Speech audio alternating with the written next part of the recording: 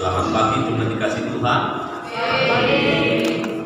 Kita akan memulai ibadah ini. Namun sebelumnya saya mengharapkan Bapak Ibu yang membawa handphone agar dibuat mode diam atau mode silent sehingga ringnya tidak mengganggu ibadah kita.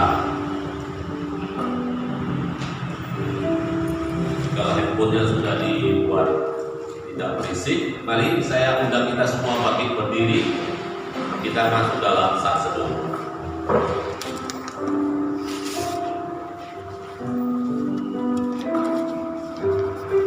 Bapak Ibu yang dikasih Tuhan, mari kita beribadahlah kepada Tuhan dengan takut dan ciumlah kakinya dengan gemetar, supaya Ia jangan murka dan kamu binasa di jalan.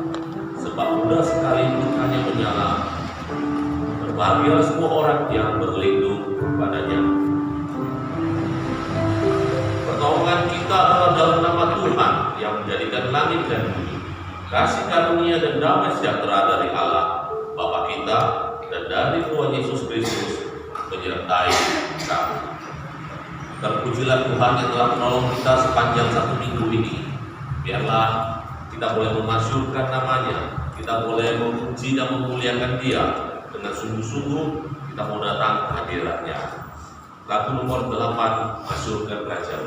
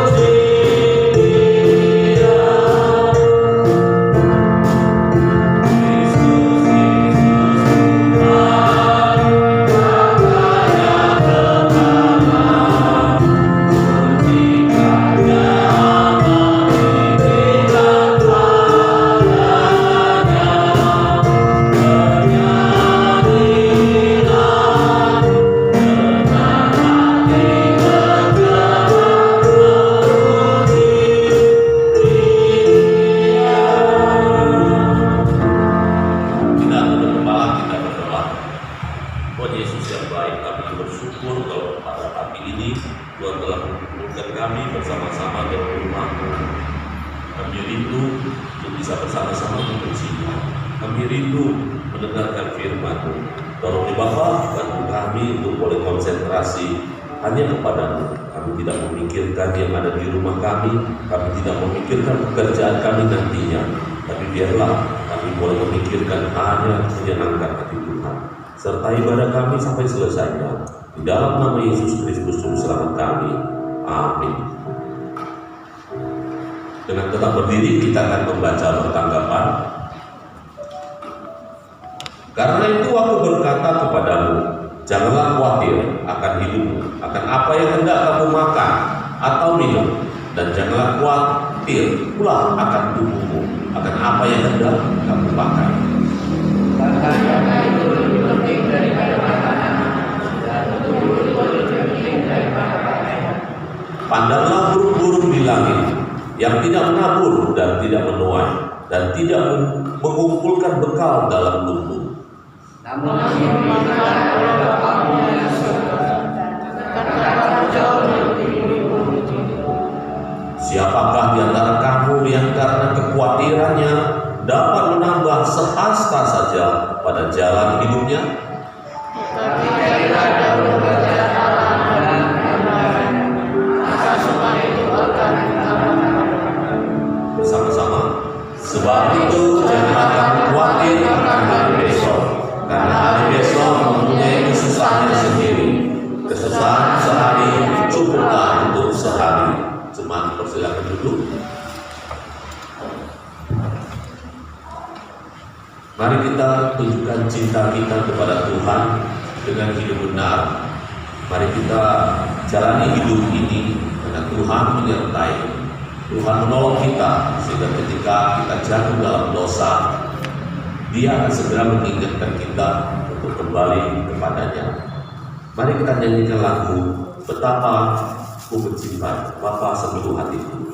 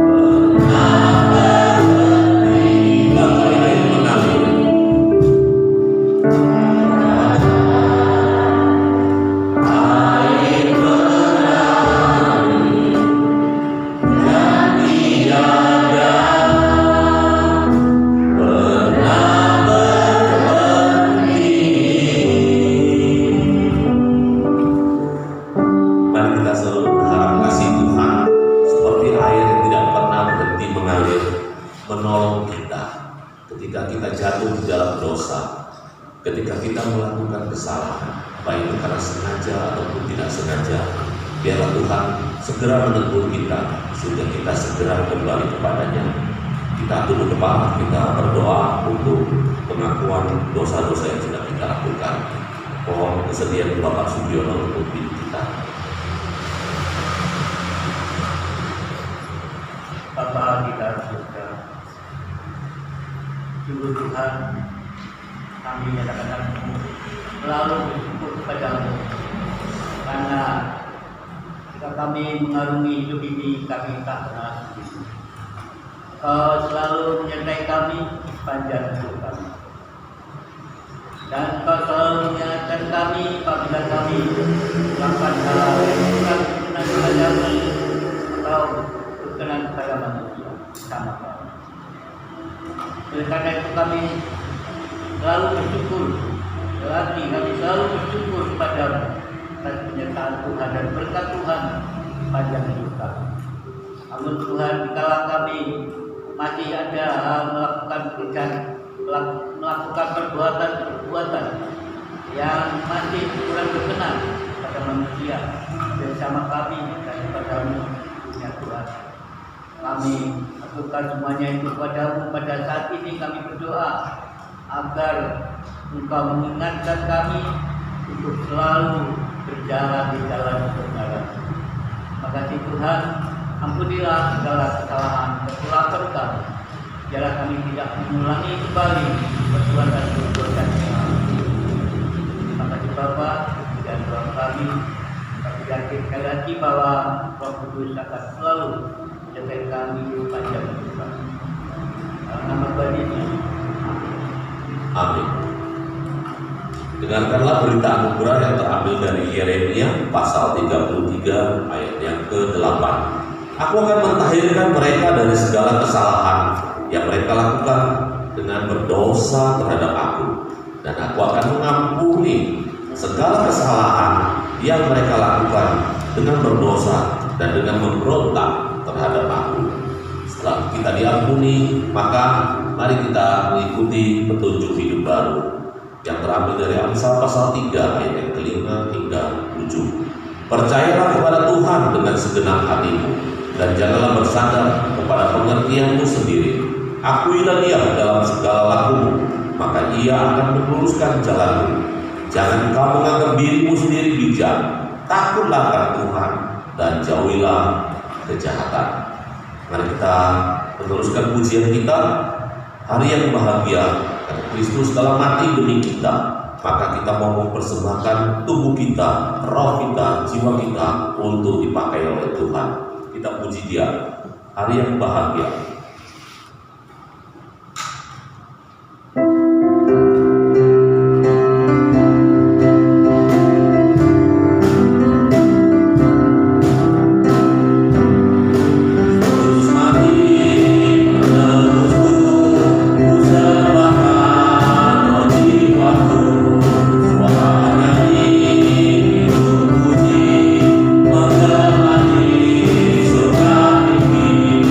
Bye.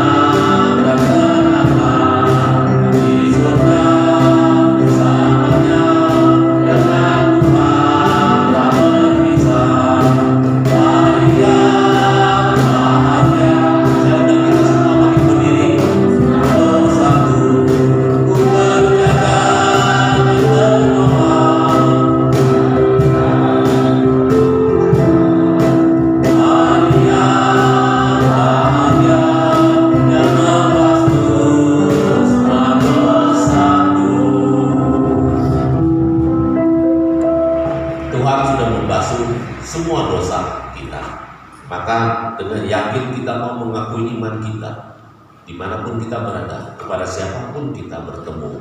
Kita harus yakin iman yang telah menyelamatkan kita.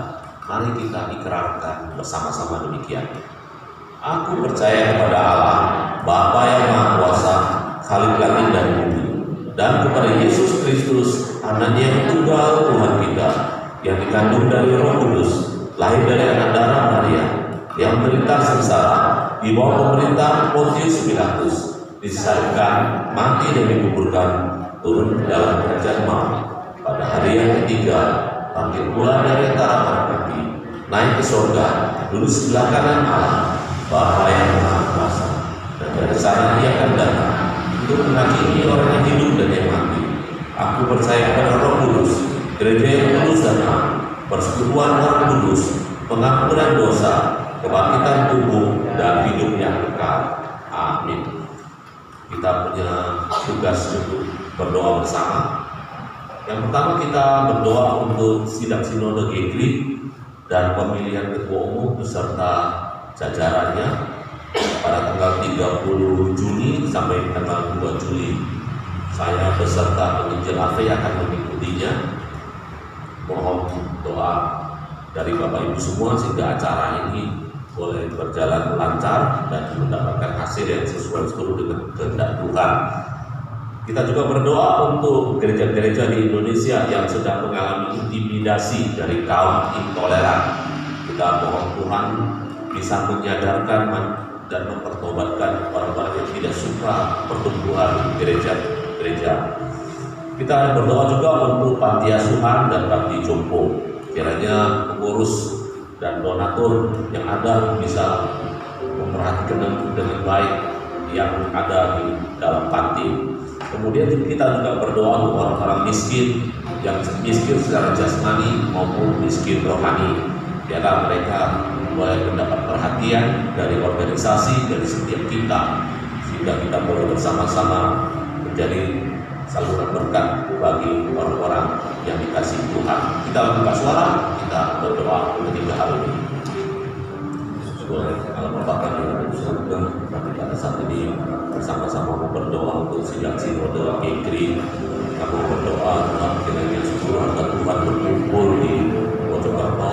Ketika kami akan bersidang, kami akan memutuskan untuk memimpin sinode yang baru. Tuhan sertai berkati, kiranya setiap hamba Tuhan boleh memikirkan dan mengerti kehendak Tuhan, sehingga kami boleh melakukan yang terbaik demi kemuliaan Tuhan.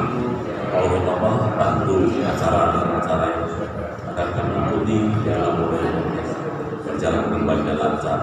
Kami berdoa juga untuk gereja-gereja di seluruh Indonesia yang mengalami intimidasi, yang mengalami kesulitan untuk berkumpul, baik izin gedung gereja, baik izin ibadah, izin persekutuan, rumah doa. Tuhan tolong kiranya bantu pemerintah kami boleh disadarkan untuk menjaga agar kami semua boleh beribadah dengan baik. Tuhan tolong kaum intoleran boleh dipertobatkan sehingga mereka boleh disadarkan bahwa ibadah itu adalah hak setiap orang. Ketika kami tidak mengganggu mereka, mereka seharusnya juga tidak mengganggu kami.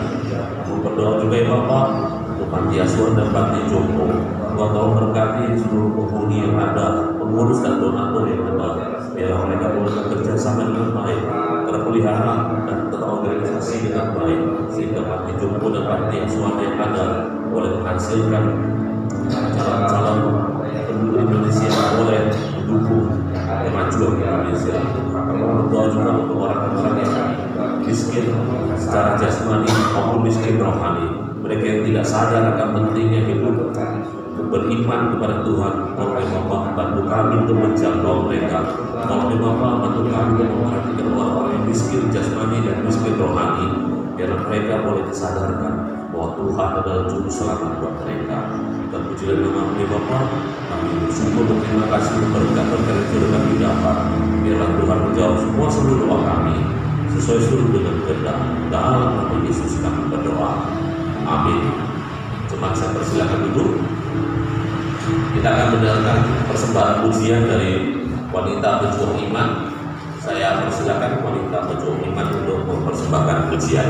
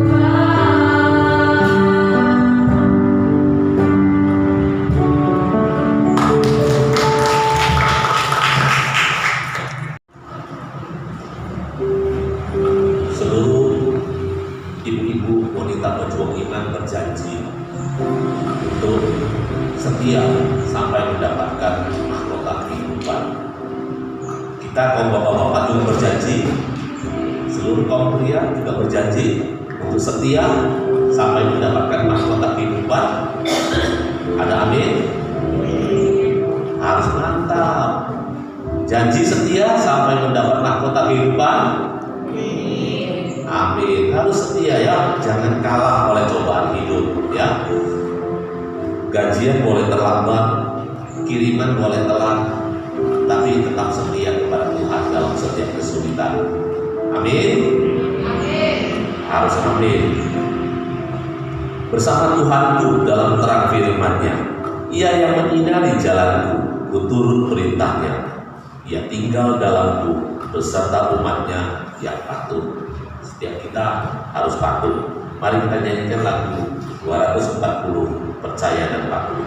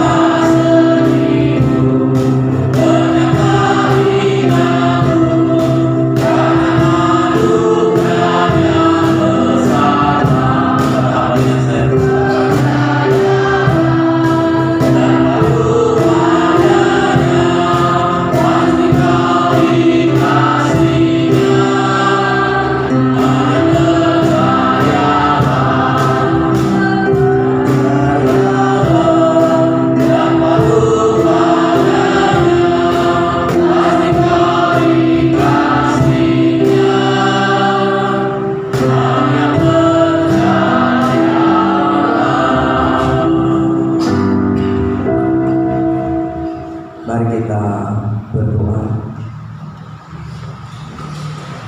Bapa surgawi, kami sungguh bersyukur pada pagi hari ini Tuhan izinkan kami boleh hadir bersama-sama dengan jemaat Tuhan di tempat kudus-Mu di tempat ini, untuk kami memuji memuliakan nama Tuhan lewat puji-pujian kami. Dan saat ini kami mau mendengarkan suara Tuhan lewat pembacaan, perenungan, penyampaian firman Tuhan. Beri Tuhan, berkati setiap kami. Kami mohon Roh Kudus-Mu membuka hati kami, menerangi setiap pikiran kami, sehingga di dalam membaca merenungkan firman ini kami boleh mengerti, memahami isi hati Tuhan di dalam pembacaannya. Berkati juga untuk hamba-Mu yang terbatas di dalam berkata-kata, di dalam menyampaikan firman. Pakai dari hamba sehingga hamba dapat menyampaikan isi hati Tuhan sesuai dengan kehendak.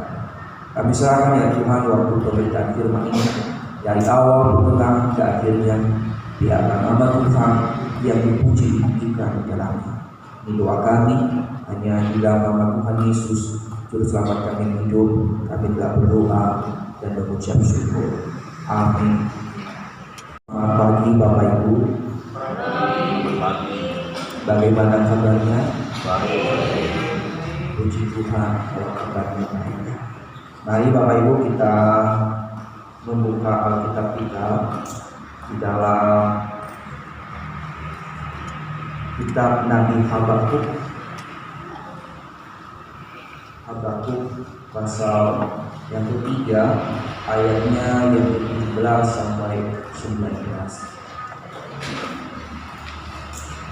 Sekali lagi saya mengajak setiap kita untuk membuka Alkitab kita di dalam kitab Nabi Habakuk pasal 3 ayat 17 sampai 19. Jika sudah ditemukan Bapak Ibu, mari kita membaca firman Tuhan ini secara bersama-sama. Saya minta kita untuk bangkit berdiri. Habakuk pasal 3 ayat 17 sampai 19. Mari kita baca bersama-sama dengan sikap berdiri untuk menghormati firman Tuhan. 1, 2, 3. Sekalipun pohon ara tidak berbunga, pohon anggur tidak berbuah, hasil pohon zaitun mencekakkan, sekalipun ladang-ladang tidak menghasilkan bahan makanan, kambing domba terawal dari kurungan, dan tidak ada lulus sapi dalam kandang. Namun aku akan bersorak-sorai di dalam nama Dia adalah Allah yang menyelamatkan aku. Allah Tuhanku itu kekuatanku. Dia membuat kakiku seperti yang bisa. Ia membiarkan aku berjalan di bukit itu. Amin.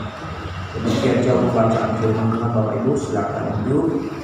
Yang dikatakan adalah berbahagialah setiap kita yang membaca, merenungkan, terlebih-lebih yang melakukan dan mempraktikkan firman Tuhan itu di dalam kehidupan setiap kita hari lepas hari. Bapak Ibu, hari ini kita belajar dari firman Tuhan, dari bacaan kita di dalam kitab Habakuk ini. Di dalam ini kita akan belajar satu tema, yaitu iman sejati. Iman sejati. Bapak Ibu, berbicara tentang iman. Iman adalah anugerah atau pemberian Allah terhadap setiap orang yang dikehendakinya. Sekali lagi, iman itu adalah suatu anugerah atau pemberian Allah bagi setiap kita, orang-orang percaya yang dipilih oleh Allah. Iman itu bukan usaha kita bisa beriman. Iman itu bukan hasil pekerjaan kita, tetapi iman itu adalah hasil pekerjaan kudus di dalam diri orang percaya. Karena manusia itu tidak memiliki kemampuan untuk bisa beriman, percaya kepada Tuhan.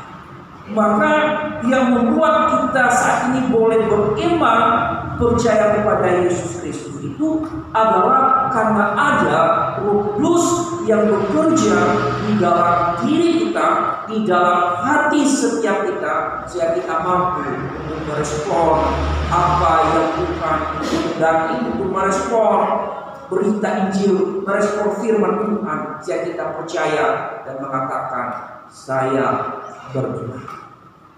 Jadi Bapak Ibu, kalau kita melihat Bapak Ibu bahwa iman itu bukan usaha kita. Roh Kudus yang bekerja di dalam diri setiap kita memampukan kita merespon, mengerti, percaya, mengakui Yesus sebagai Tuhan dan Juru Selamat kita. Kalau kita baca Bapak Ibu di dalam 1 Korintus pasal 12 ayat 3, di sana kita memahami bahwa Roh Kudus yang bekerja dalam hati kita sehingga kita mampu meresponi Injil yang diberitakan. Sebab pada umumnya Bapak Ibu, kita ini adalah manusia yang tidak memiliki kemampuan untuk merespon Injil, tidak memiliki kemampuan untuk mengerti tentang Allah. Tetapi Roh Kudus yang memberikan kita kemampuan memahami Di dalam Roma 10 ayat 17. Di sana kita iman timbul dari pendengaran akan firman Allah. Jadi kita bisa merespon ketika kita mendengar, kita bisa merespon bukan karena kita kuat, bukan karena kita hebat, tapi karena Roh Kudus bekerja di dalam diri kita, sehingga kita bisa ketika ada firman Tuhan kita bisa mengerti. Makanya Bapak Ibu, di dalam setiap kita beribadah, di dalam setiap kita bersekutu, tanpa Roh Kudus sia-sialah firman Tuhan yang hamba kita. Jadi maka dari itu setiap kita yang mau beribadah, mari kita sungguh-sungguh benar-benar mempersilahkan Tuhan, mempersilahkan Allah Kudus bekerja di dalam diri setiap kita, membuka hati kita untuk didiami oleh Roh Kudus, sehingga setiap firman yang kita akan dengar, yang kita baca, boleh kita tanamkan di dalam, boleh kita. Itulah iman Bapak. Jadi Bapak Ibu, di dalam firman Tuhan ini kita belajar tadi tentang iman sejati. Iman sejati. Bapak Ibu, iman sejati itu bukan hanya sekedar pengakuan, bukan juga hanya sekedar pengakuan semata seseorang di hadapan Tuhan, tetapi iman sejati itu Bapak Ibu adalah iman yang dikerjakan oleh Roh Kudus tadi. Jadi iman sejati itu adalah hasil pekerjaan Roh Kudus di dalam diri setiap orang percaya. Iman sejati itu bukan hanya sekedar saya mengaku percaya, tetapi sebenarnya itu tidak Roh Kudus bekerja di dalam. Dia hanya bukannya sekedar saya ikut juga menjadi orang percaya. Itu bukan iman sejati. Itu namanya hanya iman yang hanya mengaku-ngaku, hanya iman yang hanya ikut-ikutan, tanpa mengalami yang namanya Roh Kudus, tanpa mengalami yang namanya lahir baru. Kita bisa membedakan Bapak Ibu antara iman sejati dan iman palsu ketika diperhadapkan dengan situasi-situasi yang sulit di dalam kehidupan kita.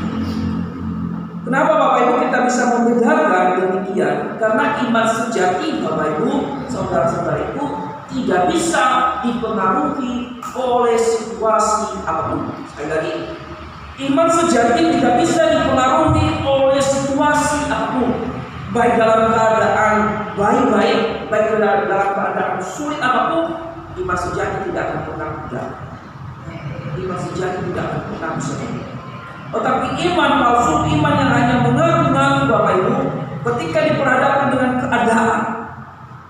keadaan mungkin kaya, keadaan mungkin sulit, pasti berubah. Contohnya begini. Mungkin orang ini adalah ketika dia sulit, dia berdoa, Tuhan tolong saya, saya percaya, saya beriman, dia rajin. Lalu ketika Tuhan sudah memberkati, lalu dia berubah. Artinya bahwa dia berubah percayanya ketika sudah kaya. Kaya membawa dia tidak lagi beriman kepada, jadi sombong, mengatakan tadi bahwa ini hasil kekuatan saya. Ada juga yang karena dia dalam keadaan susah, sulit, yang mengganggu. Itu dia tidak lagi percaya. Waktu dia semua memiliki segala sesuatu, dia kaya, dia punya segalanya, lalu tiba-tiba keadaan sulit, semuanya hancur usaha.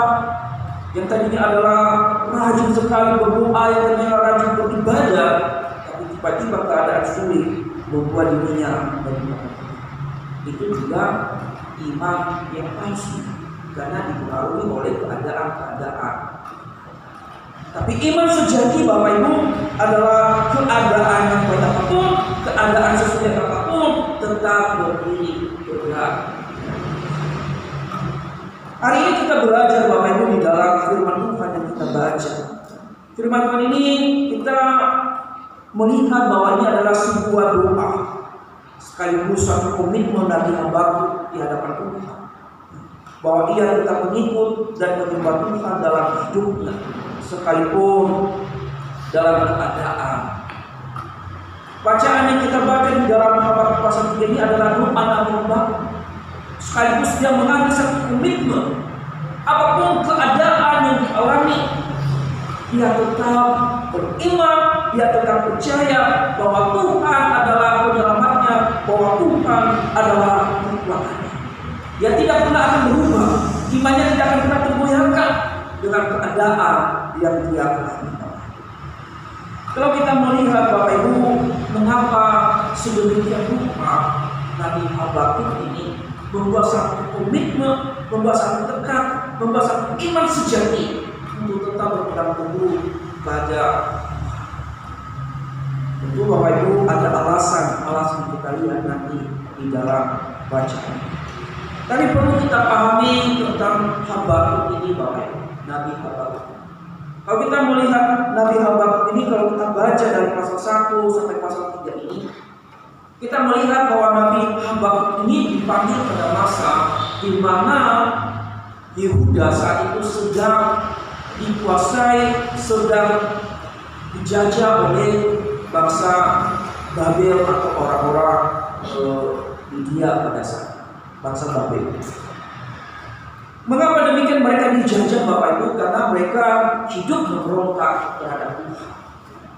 Dan Tuhan izinkan itu terjadi di dalam kehidupan mereka sebagai disiplin, sebagai hukuman bagi mereka. Sehingga mereka, orang-orang Yehuda saat itu adalah hidup di dalam penderitaan, hidup di dalam kesusahan, hidup di dalam kesulitan. Sehingga ketika saat itu Nabi Habakuk dipanggil oleh Tuhan untuk menjadi nabinya. Kalau kita perhatikan di dalam pasal 1 Bapak Ibu, di sana ketika Nabi Habakuk dipanggil, Habakuk diperhadapkan dengan situasi itu, Habakuk kaget dan dia protes dulu. Dia memprotes dulu. Awal-awal dia protes dulu. Dia tidak menerima kenyataan karena dia masih belum mengenal apa rencana Tuhan di balik semua hal yang terjadi di dalam kehidupan bangsa-bangsa. Kalau kita lihat Bapak Ibu, dia di sana kita melihat bahwa di dalam pasal 1 ayat 2 sampai 5, di sana kita melihat tentang bagaimana Habakuk ini memprotes Tuhan. Bahkan juga di dalam ayat 1 pasal 1 ayat 5 sampai 11 itu kita melihat dia juga mempertanyakan tentang keadilan Allah. Kita melihat bahwa bangsanya selalu ditindas oleh Tuhan. Dia bertanya, di mana keadilan Allah? Kok Allah tidak berpihak kepada umat dia? Lalu kita melihat Bapak Ibu di dalam pasal berikutnya, di perikop berikutnya, dia Nabi Habakuk ini dia baru mengenal, dia baru memahami bahwa orang benar hidup oleh karena percaya, tapi orang sombong dan fitnah tidak tetap ada di hadapan Tuhan. Artinya bahwa Tuhan memberikan satu jawaban kepada Habakuk ini. Ketika dia tahu bahwa kenapa penindasan ada di dalam bangsa, kenapa seolah-olah Tuhan tidak adil, dia selalu izinkan penderitaan, kesulitan, selalu dijajah bangsanya. Tuhan menjawab, Habakuk, tunggu dulu, dengar saya dulu, jangan buru-buru protes. Tanpa kamu mengerti, tanpa kamu mengenal, tanpa kamu memahami, saya baru panggil kamu tenang dulu sabar. Dan Tuhan berjelasan di sana bahwa Tuhan mengizinkan penderitaan, Tuhan mengizinkan bangsa Babel menindas Yehuda karena Yehuda hidup di dalam dosa. Lalu Habakuk memahami, dia benar. Lalu dia bertanya, bagaimana tentang keadilanmu? Apakah nanti bangsa Babel ini Tuhan hukum? Tuhan jawab, ya benar, saya akan menghukumnya. Di dalam, kalau kita melihat di dalam pasal-pasal sebelumnya, di dalam pasal 1 kita melihat bahwa nanti Allah akan menghukum para penindas. Sehingga Habakuk dengan mengenal juga sudah mendengar Tuhan, kita percaya bahwa orang benar akan hidup karena percaya. Orang benar akan hidup oleh iman. Sehingga ketika dia sudah diberikan satu jawaban oleh Tuhan. Dia berdoa. Di dalam doanya Bapak Ibu, di dalam pasal 3 ini dia berdoa tentang memuji keagungan Tuhan. Kalau kita lihat di dalam ayat 1, di situ kita melihat ya Nabi Habakuk di pasal 3 ini, pertama dia di dalam doanya dia memohon belas kasihan Tuhan atas penindasan di dalam bangsanya. Di dalam ayat 1 sampai 2. Lalu di dalam ayat 3 sampai 15, di sana dia memuji keagungan Tuhan dan kuasa Tuhan. Karena dia tahu bahwa Tuhan itu adalah berkuasa, Tuhan itu agung, bukan Mas Agung yang ada di sini. Dia memuji di situ. Di dalam dia berdoa, dia memohon belas kasihan Tuhan, dia memuji keagungan Tuhan, memuji kekuasaan Tuhan, memuji kedaulatan Tuhan di dalam doa. Dan di dalam akhir di doanya pasal 3 ini di ayat 16 sampai 19, di situ dia mengambil satu komitmen dan mengambil satu tekad beriman sejati. Bapak Ibu, yang akan kita pelajari hari ini adalah poin doanya yang ketiga ini, yaitu di dalam dia mengambil satu komitmen setelah dia memahami keagungan dan kekuasaan, dia mengambil satu doa yang luar biasa.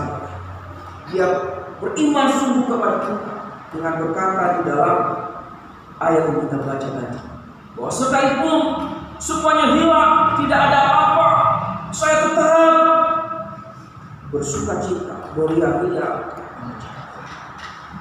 Apa yang membuat dia mengambil satu komitmen keputusan seperti itu, Bapak? Yang pertama, hal yang mendasari Nabi Habakuk boleh beriman sejati kepada Tuhan, yaitu karena dia memiliki pengenalan yang benar.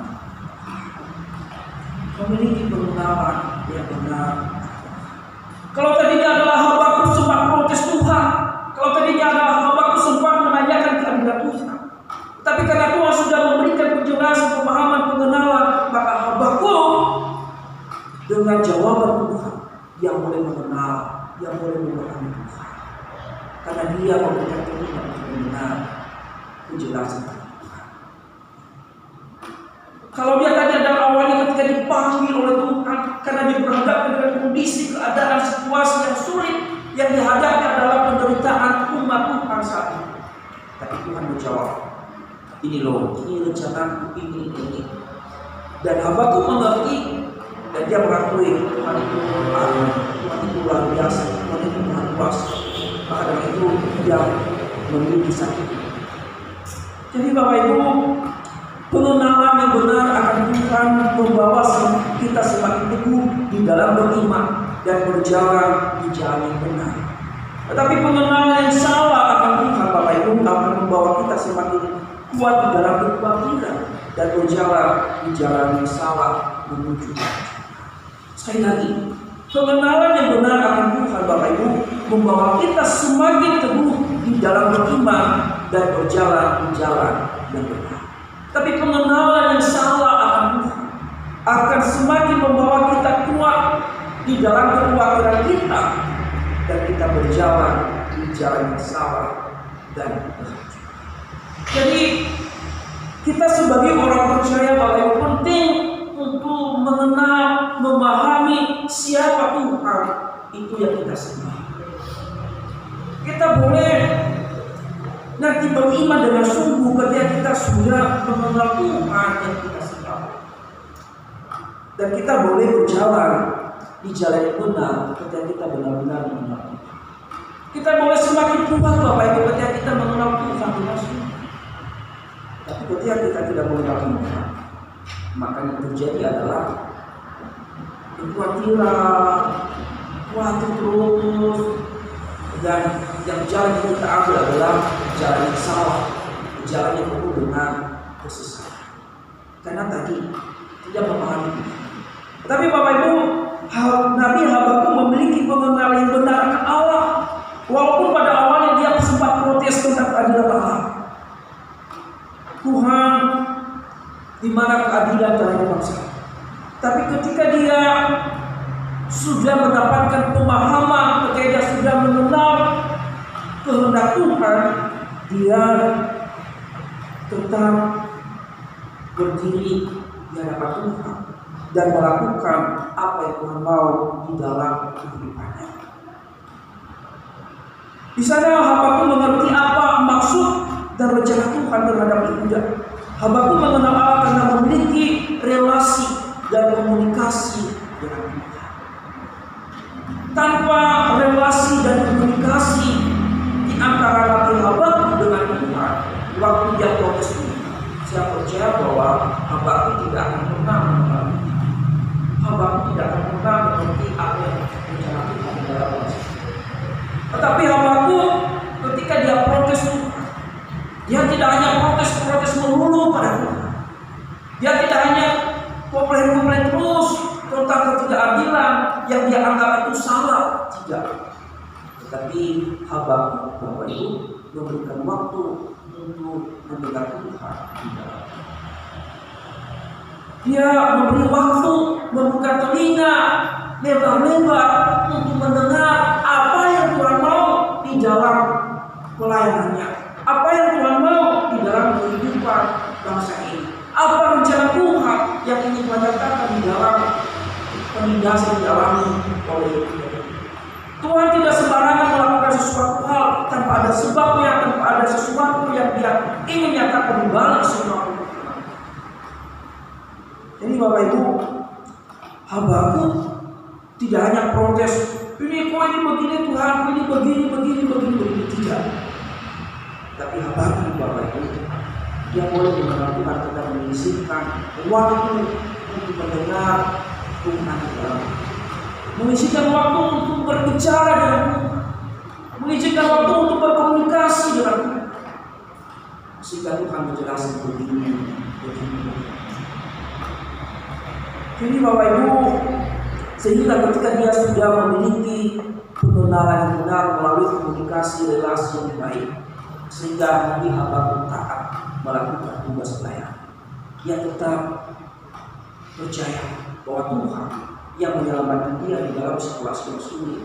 Tuhan yang akan menguatkan dia di dalam menghadapi segala tantangan.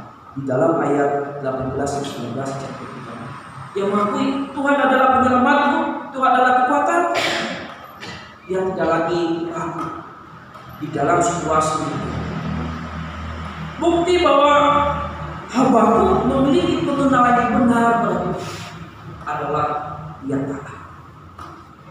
Tanda orang yang mengenal Tuhan, tanda orang yang memahami Tuhan, dia harus taat. Kita boleh lihat Bapak Ibu di dalam 1 Yohanes pasal 2 ayat 3 kali kita bersama-sama bahwa bukti orang yang mengenal Tuhan, memahami Tuhan adalah dia menaati perintah-perintah Tuhan. 1 Yohanes pasal 2 ayat 3. Silakan salah satu orang membaca yang suaranya agak besar. 1 Yohanes pasal 2 ayat 3. Saudara Marcel, tolong membaca berdiri. 1 Yohanes 2 ayat 3. Dan inilah tandanya bahwa kita mengenal Allah, yaitu jika kita menuruti perintah-perintahnya. Jadi kita bisa mengenal Allah. Tanda orang yang mengenal Allah adalah menaati, menuruti perintah-perintah Allah. Habakuk Bapak Ibu terbukti dia tidak terus memberontak. Ketika Allah memberikan penjelasan mengapa dia menindas, mengapa dia menghukum, ya udah. Habakuk tidak mengatakan saya tidak mau melayani Tuhan. Saya tidak mau lagi karena ini adalah situasi sulit. Hidupmu susah Tuhan kalau saya melayani kepada umat-umat yang tidak taat. Tetapi Habakuk karena dia memiliki pembenaran yang sungguh tadi, karena ada relasi dan komunikasi yang baik dengan Tuhan, dia taat. Itu adalah bukti bahwa dia menaati. Tidak mungkin seseorang menaati orang lain kalau dia tidak mengenal. Tidak mungkin seseorang melakukan perintah orang lain yang tidak dia kenal. Demikian juga di dalam kehidupan kita. Dia menaati perintah Tuhan. Dia menaati firman Tuhan karena dia mengenal Tuhan. Contohnya begini Bapak Ibu. Kita punya berbagai macam teman atau sahabat. Awalnya Bapak Ibu, ketika teman Bapak Ibu sekarang atau sahabat Bapak Ibu sekarang, kalau Bapak Ibu melihat di belakang tentang orang yang sudah dekat dengan Bapak Ibu saat ini, awalnya Bapak Ibu bagaimana? Tentu pertamanya ketika kita pertemuan pertama kita mungkin agak sulit, bahkan kita mungkin cuek pertama-tama kita. Tapi karena kita sering ketemu, sering berkomunikasi, sering ada relasi, sehingga hubungan hari demi hari itu karena ada komunikasi yang terus terjalin, maka kita semakin mengenal dia, kita semakin memahami dia, kita semakin dekat dengan dia, maka kita semakin berjalan bersama dengan dia. Demikian juga dengan Tuhan. Tanpa komunikasi relasi yang dibangun dengan baik, kita tidak mungkin mengenal Tuhan. Contohnya sekali lagi, ibarat seperti suami istri yang sama. Mungkin Bapak Ibu dulu kita tidak saling mengenal. Contohnya istri saya, dia di sini, saya di sini. Saya tidak mengenal dia. Awal-awal dia datang di sini pun juga saya cuek. Pokoknya saya tidak misalnya dia di sini mengenal. Tapi lama-kelamaan karena sudah saling tukar nomor A, saling cek satu sama lain, lama-lama komunikasi berjalan, akhirnya ada relasi, ada hubungan yang baik, dan akhirnya mengajak untuk tetap bersama sampai Tuhan. Dan demikian juga dengan kita. Tanpa relasi yang baik, tanpa komunikasi dengan Tuhan, kita tidak mungkin mengenal Dia. Pertanyaannya, bagaimana kita berkomunikasi dengan Tuhan? Bagaimana kita berrelasi dengan Tuhan? Tentu Bapak Ibu melalui kita membaca firman Tuhan, berdoa, bersekutu.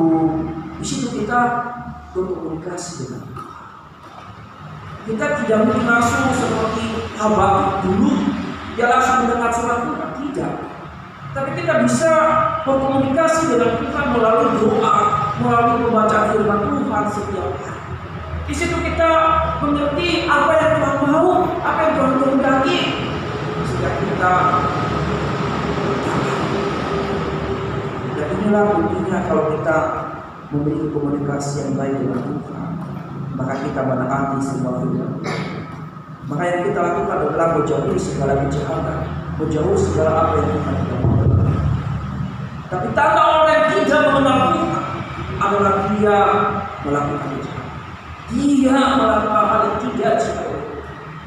Jadi tandanya bahwa orang itu tidak mengenal Tuhan, karena dia tidak. Yang kedua Bapak Ibu, apa yang membuat Habakuk mengambil satu komitmen dan dia berpegang teguh bahwa dia beriman sejati pada Tuhan? Yang kedua adalah imannya si Habakuk ini tidak dipengaruhi oleh situasi kita. Saya dia tadi mengenal Tuhan, dia memiliki iman yang percaya. Dia mengerti Tuhan tadi bahwa Tuhan adalah kekuatan dan penyelamat dia. Dan dia mengambil satu komitmen, saya tidak mau lagi percaya dengan orang lain, saya harus percaya sendiri. Dan itulah iman sejati, timbul karena pengenalan. Iman sejati timbul karena kita mendengar firman Tuhan tadi, kita mendengar Tuhan dalam hidup kita. Seperti yang saya katakan tadi di dalam Roma 10 ayat 16, iman itu dari pendengaran mentaati firman yang dikerjakan oleh manusia. Iman Nabi Habakuk, Bapak Ibu, tidak dipengaruhi oleh keadaan baik atau keadaan tidak baik. Kita melihat tadi di dalam ayat 17 dikatakan, sekalipun pohon ara tidak berbuah, pohon anggur tidak berbuah, hasil pohon jatuh tidak mengecewakan, sekalipun ladang-ladang tidak menghasilkan bahan makanan, tapi domba terhalau di dalam dari kurungan dan tidak ada debu sapi dalam kandang, namun aku akan bersorak-sorai di hadapan Tuhan. Ini adalah satu iman yang sejati. Sekalipun di dalam keadaan ada, di dalam keadaan tidak ada, iman Nabi Habakuk tidak terpengaruh, tidak dipengaruhi oleh keadaan apapun. Habakuk tidak memilih baru melayani Tuhan kalau berkat melimpah. Habakuk tidak memilih baru menyampaikan firman kepada Yehuda ketika nanti berkat sudah banyak mengatasi. Habakuk tidak memilih mundur untuk tidak melayani ketika tidak ada makanan. Habakuk tidak mundur ketika dia tahu situasi sulit. Ya. Tapi Habakuk tetap berdiri. Aku melayani Tuhan. Aku bersuka cita. Aku tetap mengiring Tuhan dalam hidupku. Dan aku tahu Tuhan satu-satunya yang akan bekerja di dalam. Dia tidak hanya melayani kalau ada berkat. Dia tidak hanya melayani kalau usahanya lancar. Dia tidak hanya melayani kalau sawahnya berlimpah hasilnya, tidak. Dia tidak juga mundur untuk tidak melayani karena susah usahanya bangkrut, tidak. Tapi Habakuk berkat melimpah tidak mempengaruhi Tuhan. Bangkrut tidak mempengaruhi. Itulah ini saja. Tidak dibuat bikin sana tapi hamba Nabi Habakuk, Bapak Ibu, dia berkata, sekalipun susah, sekalipun tidak ada segalanya, aku tetap beriman. Aku tetap percaya bahwa Tuhanlah yang akan menolong, Tuhanlah penolong. Iman dan sukacita Nabi Habakuk kepada Allah tidak bergantung pada berkat jasmani. Iman dan sukacita Nabi Habakuk tidak bergantung pada berkat jasmani. Iman Habakuk tidak juga dapat dipengaruhi oleh situasi yang sulit yang dihadapinya. Justru Bapak Ibu, dengan keadaan sulit, kalau kita memperhatikan di dalam pembacaan kita ini, justru iman Nabi Habakuk, Bapak Ibu, semakin kuat, semakin timbul, bukan semakin menurun. Kalau kita lihat, sehingga dia mengatakan, sekalipun pohon ini sekalipun tidak ada apa-apa, saya tetap bersukacita, saya tetap memuji Tuhan di dalam hidup. Bagi Habakuk, situasi yang sulit atau pencobaan yang ada adalah dia anggap sebagai ujian terhadap imannya, yang membawa dalam ketekunan dan kesempurnaan. Kesulitan, pencobaan yang terjadi di dalam kehidupan Habakuk, dia anggap itu sebagai ujian di dalam imannya, untuk memurnikan imannya, yang membawa dia semakin tekun, semakin sempurna di hadapan Tuhan. Dia tidak menganggap bahwa pencobaan, kesulitan itu adalah hal yang membuat saya terhimpit. Tidak. Seperti yang dikatakan oleh Yakobus di dalam pasal 1 ayat 2 dan 4 dan 12.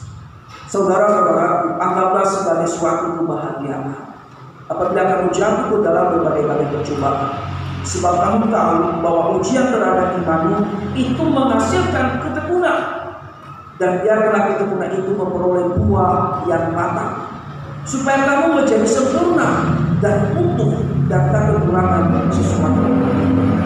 Ayat 12. Berbahagialah orang yang bertahan dalam percobaan, sebab apabila ia sudah teruji, ia akan menerima mahkota kehidupan yang dijadikan Allah daripada barang siapa yang mengasihi.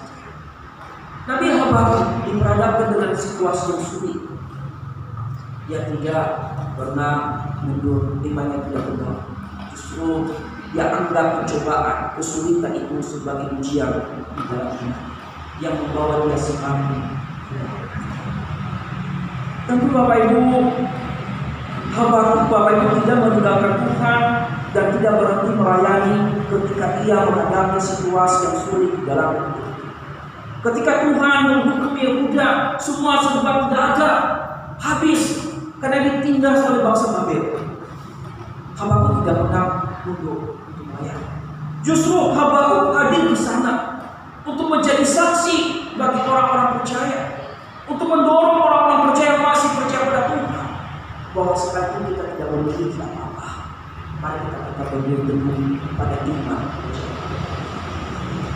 Nabi Habakuk dipanggil di tengah-tengah orang yang mengalami kesulitan hidup untuk menjadi contoh bagaimana dia memiliki iman sejati pada Tuhan.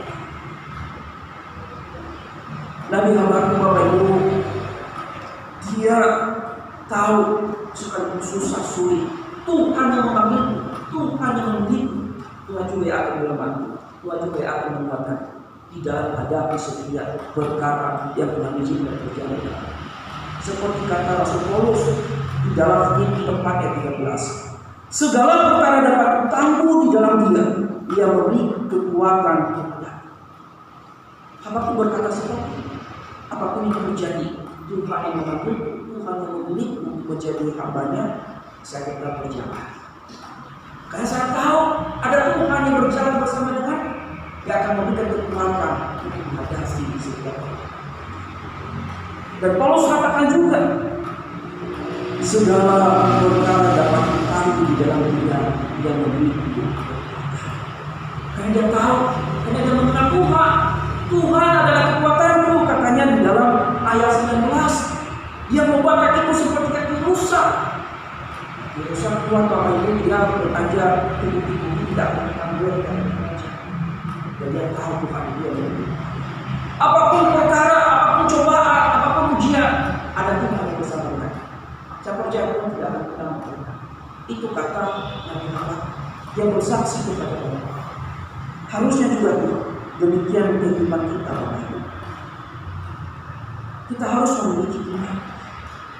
Kalau Nabi Habakuk berkata, segala perkara dapat ditangguh di dalam Dia memberi kekuatan, karena dia memiliki iman sejati.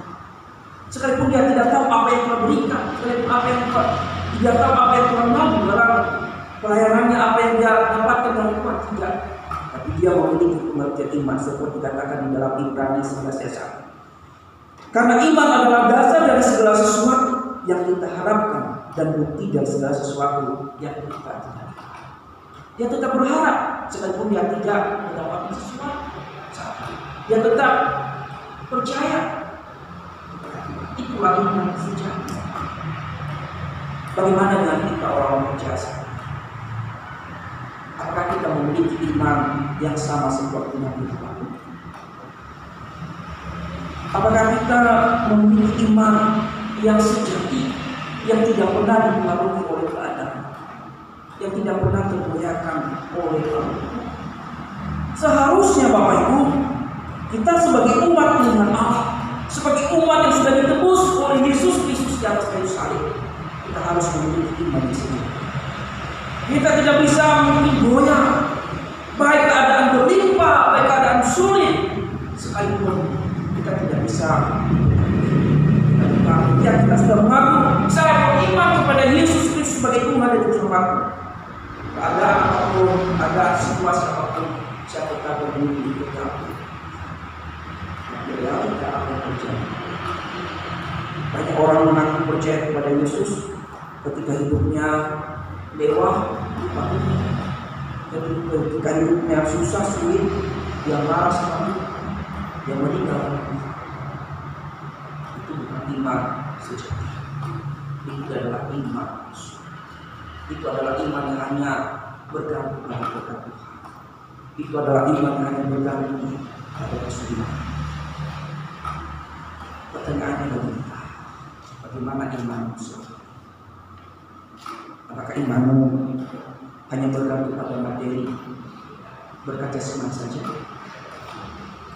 Apakah imanmu hanya bergantung ketika kesulitan melanda hidupmu atau membawa Tuhan? Tentu ini adalah pertanyaan dalam diri kita masing-masing. Saya tidak mengerti bagaimana iman saya. Hanya Bapak Ibu dan Tuhan. Tapi Tuhan mau ingatkan kita hari ini bahwa untuk sebagai orang percaya, mari jangan biarkan imanmu hanya bergantung pada berkat berkesenangan. Jangan biarkan imanmu hanya bergantung pada situasi-situasi yang sulit. Tapi Tuhan mau katakan, imanmu sebagai orang percaya yang sudah ditebus oleh Kristus harus tetap teguh apapun yang terjadi. Jangan sampai imanmu mengaruhi. Mari Bapak Ibu sebagai orang percaya, mari setiap kita orang percaya memiliki iman yang sejati, yang dikerjakan oleh Roh Kudus di dalam diri kita.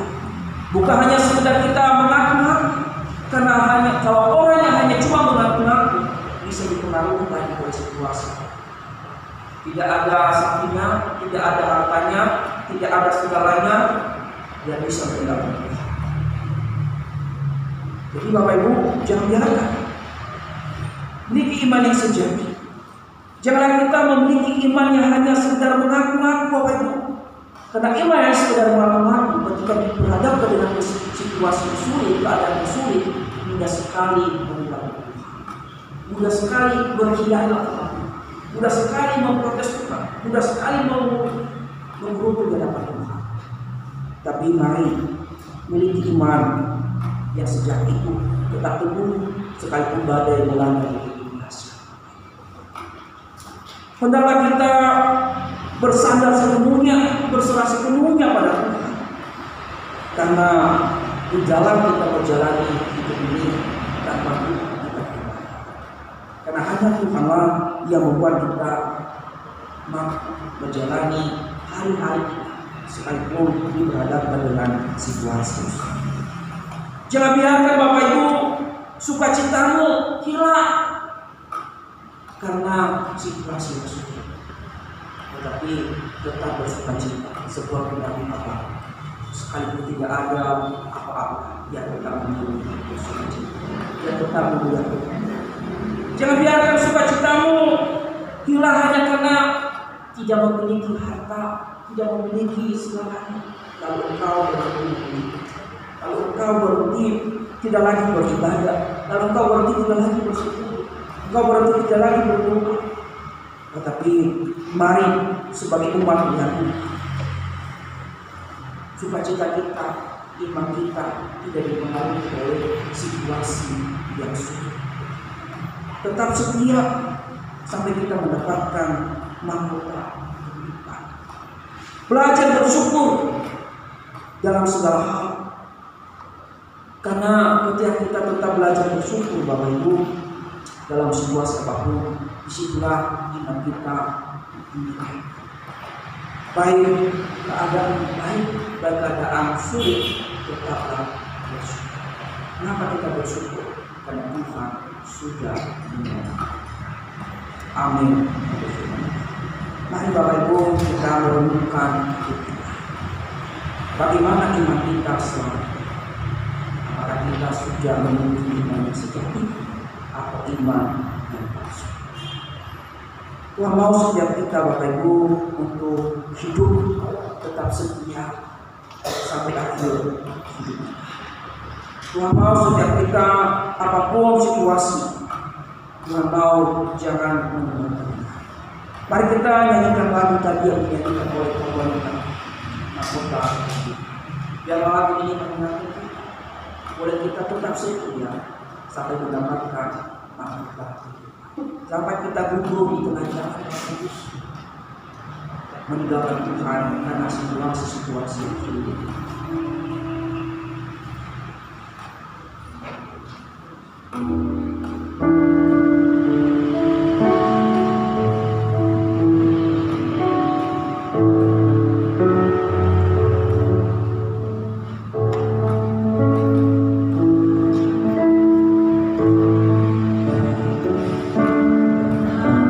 Selesai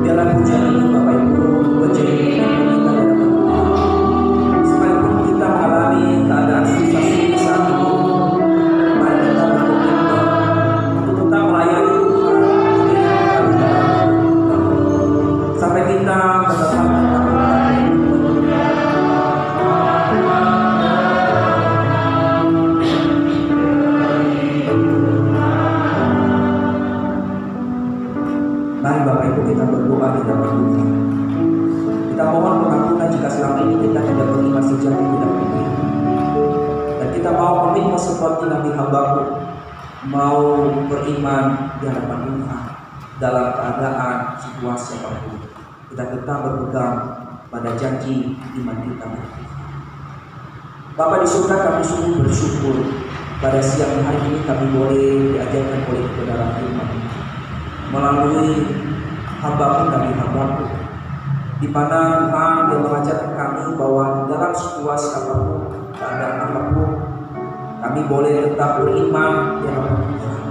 Iman kami tidak bergantung pada berkat jasmani, iman kami tidak bergantung pada situasi yang sulit, tapi iman kami hanya bergantung pada Tuhan.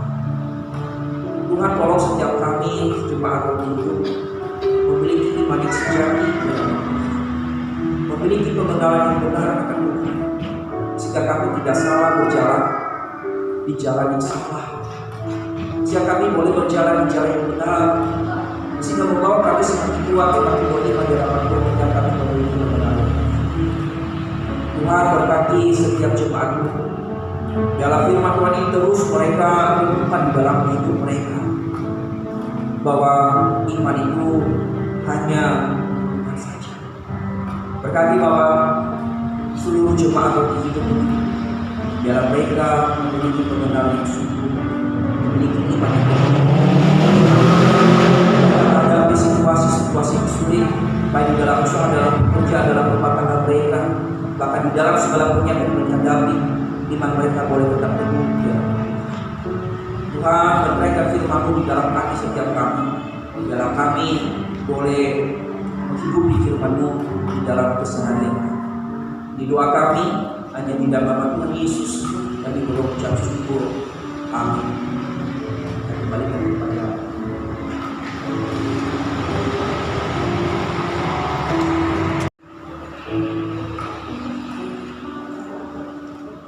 Firman Tuhan mengajarkan kita untuk setia kepada firman-Nya, kepada Tuhan yang telah menolong kita. Mari kita ingat kebaikan Tuhan yang telah diberikan kepada kita, yang Tuhan telah berkorban untuk menjadikan kita berharga di hadapan-Nya.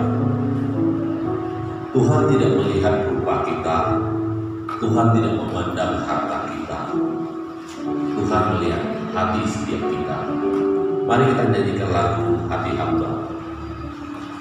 Sambil persembahan dijalankan, kita menyanyikan lagu ini sambil persembahan dijalankan.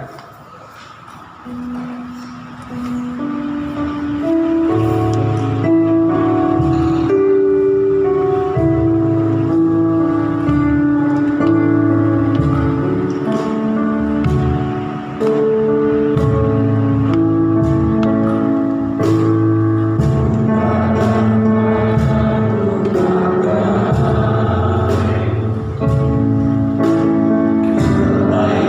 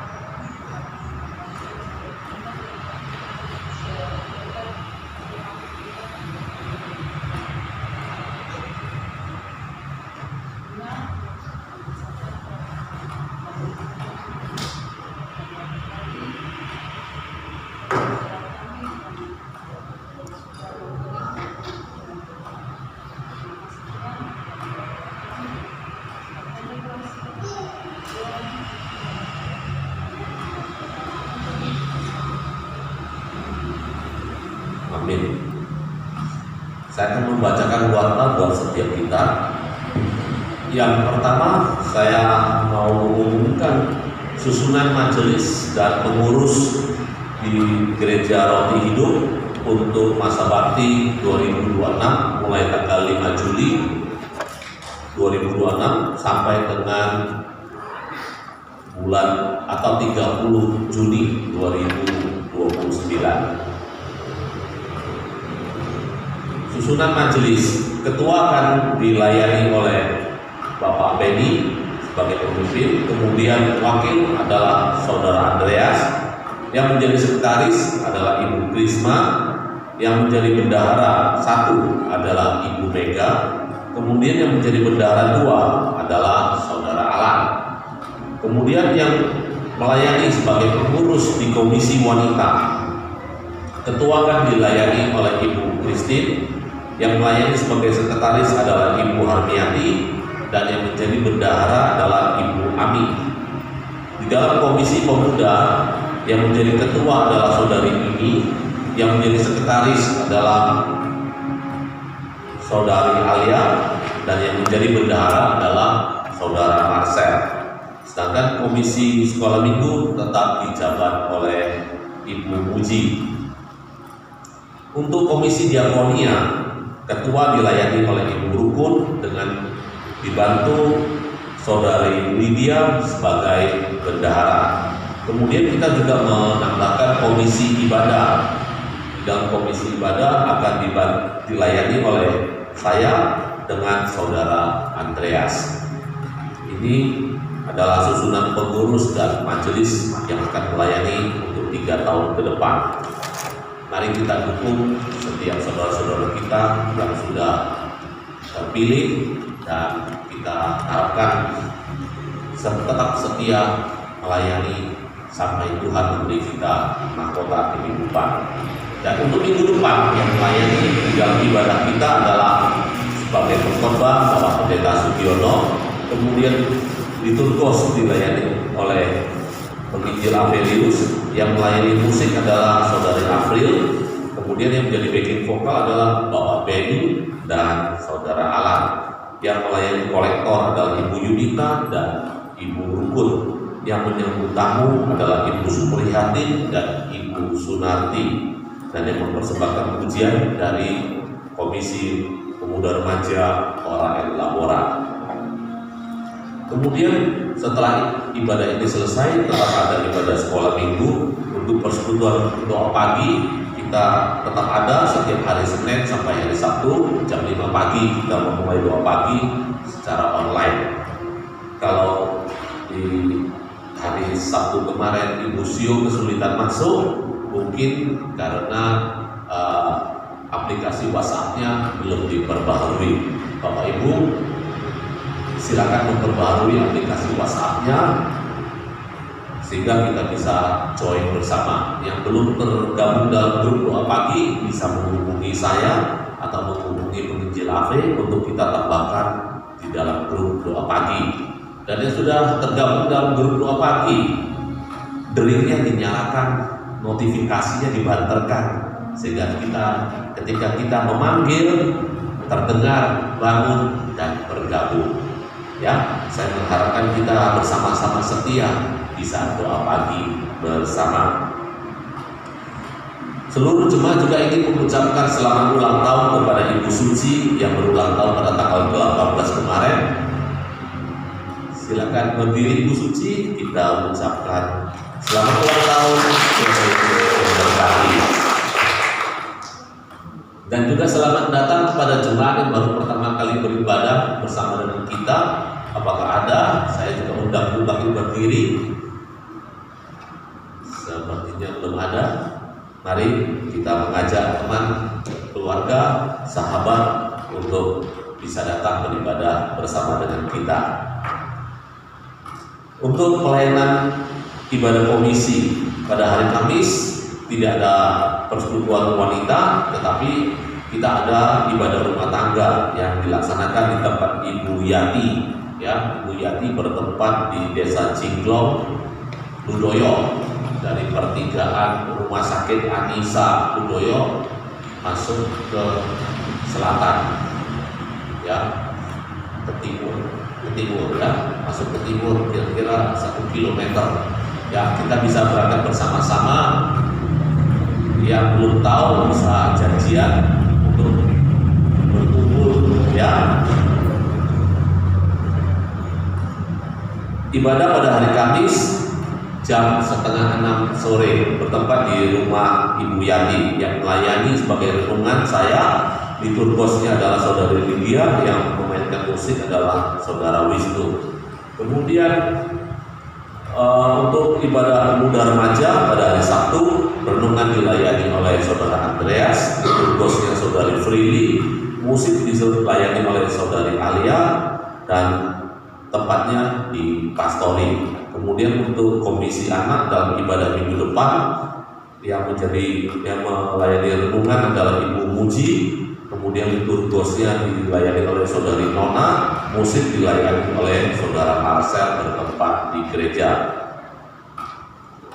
Kita sudah membaca Alkitab dari Kejadian sampai kepada Yehezkiel yang akan dimulai pada Yehezkiel pasal 1 mulai besok, ya. Kemarin kita sudah menyelesaikan ratapan dan kita akan memulai kitab Yehezkiel pasal 1 mulai besok pagi. Jadi tolong persiapkan untuk cepat tidur dan bisa bangun pagi, ya. Demikian juga untuk laporan persembahan sudah tertera di dalam warta. Bapak Ibu bisa melihatnya jikalau yang sudah memberikan persembahan. Jika ada kekeliruan bisa menghubungi kami, bendahara atau saya atau hamba Tuhan untuk dikoreksi bersama jika ada kekeliruan. Atau jika Bapak Ibu sudah memberikan persembahan secara transfer, Bapak Ibu bisa WA menghubungi kami untuk kita cantumkan di dalam warta. Demikian warta sudah saya bacakan. Saya undang kita semua bangkit berdiri. Kita akan menyanyikan doksologi dan menerima doa berkat.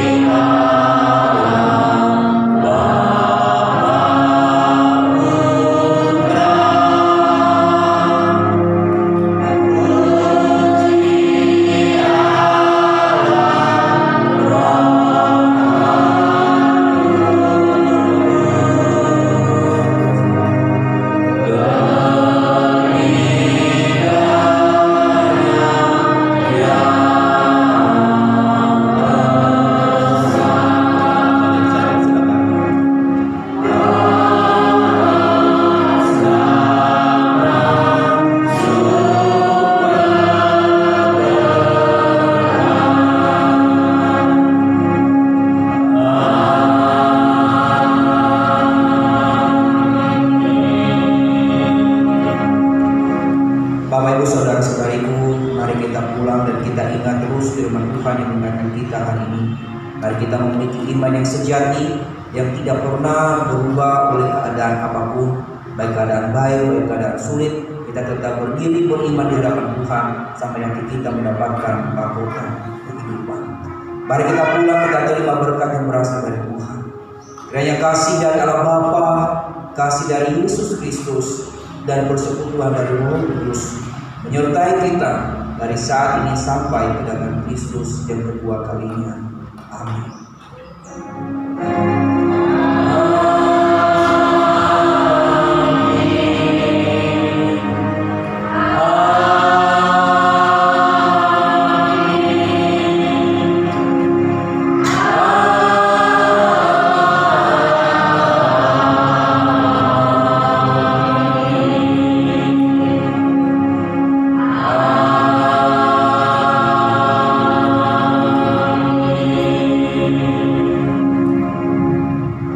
Ibadah selesai, saat ini dipersilakan.